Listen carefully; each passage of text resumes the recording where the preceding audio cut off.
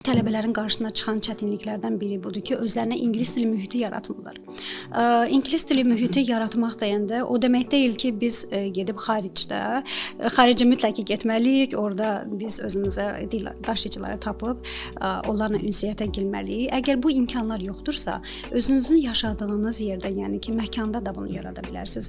Və sual ola bilər ki, biz necə bu şəraiti özümüzə yaradaq? İlk əvvəl deyərdim ki, özünüzə geri dönüş mexanizmi tapmalısınız.